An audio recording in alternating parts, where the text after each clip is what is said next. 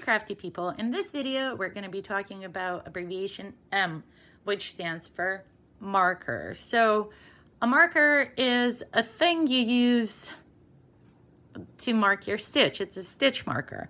For crochet, it is necessary for a stitch marker to be able to open and preferably to close so that you don't lose that stitch.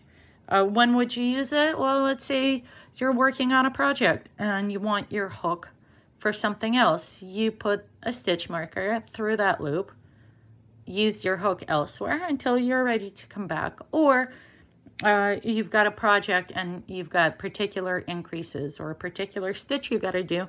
Well, you can go ahead and place your marker into a stitch, and then when you're coming around, you know, hey, I got to do this particular thing in this particular spot, and then you carry on. So you would take it out, replace it, and so on.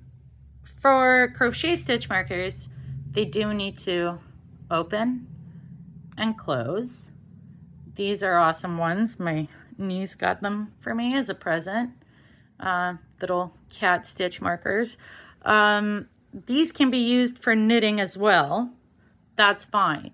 However, knitting specific stitch markers, they don't open and close. They're just basically rings, loops, whatever it is. You can use a piece of scrap yarn.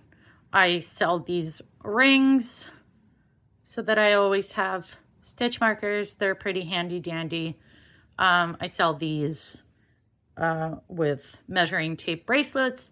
So yeah, but ultimately you can use anything for knitting really to mark your spot.